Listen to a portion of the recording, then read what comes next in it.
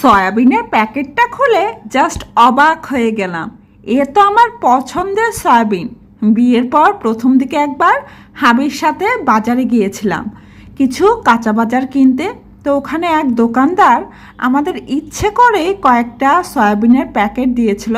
বলল, দিদি এগুলো নিয়ে যান, খেতে পারেন, নিরামিষ খাবারে খুবই ভালো, সাথে সয়াবিনগুলো খেতে অনেক ভালো।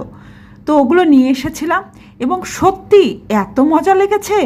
এরকম সয়াবিন আমি এর আগে কখনো খেয়েছিলাম না। তবে ওই সয়াবিনগুলো রিসেন্ট কিনে আনা সয়াবিনগুলোর থেকে একটু ছোট ছিল, আর এগুলো আবার একটু বড়।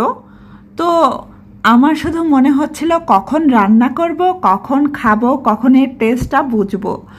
তো নিরামিষ রান্না হবে, তো ভাবলাম সয়াবিনই রান্না করি, সাথে মানে সয়াবিনের রসা, সাথে চাটনিও করি।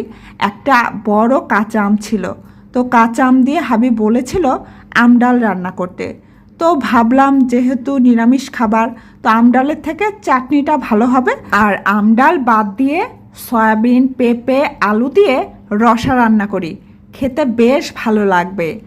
আর এবার তো অনেক আম ডাল খাওয়া হয়েছে, এত খাওয়া হয়েছে যে পরবর্তীতে আম ঘরে ছিল, তারপরেও আমি আম ডাল রান্না করিনি।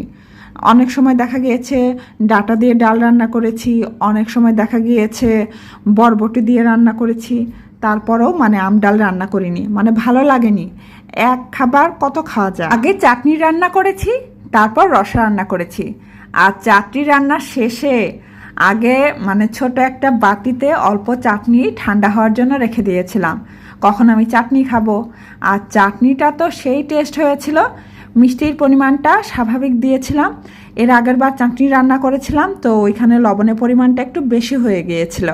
তো এবার পারফেক্টই হয়েছিল। হাবিকেও বলেছিলাম বাটিতে একটু চাটনি দেবো নাকি, খাবে?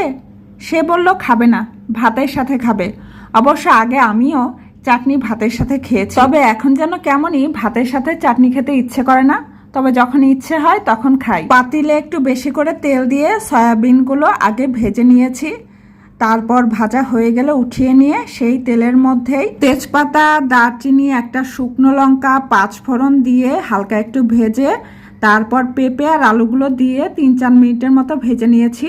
পেঁপেতে একটু লবণও দিয়েছিলাম যেন পেঁপেটা মানে পানসে ভাব না লাগে। এরপর একটা বাটিতে হলুদ, লবণ, মরিচের গুঁড়া, ধনিয়া গুঁড়া, জিরার গুঁড়া, একটু জল দিয়ে, মানে জলটা কিন্তু গরম ছিল, আগে অবশ্য গরম জল করে রেখেছিলাম, 10 মিনিটের মতো কষিয়েছি। এরপর আবার ঝোল দিয়েছি, আর নামানোর আগে দারচিনির গুঁড়ো আর 1 চামচ ঘি দিয়ে দিয়েছিলাম। আর এই সয়াবিনের রসা দিয়েই আমার অর্ধেক ভাত খাওয়া হয়ে গিয়েছিল।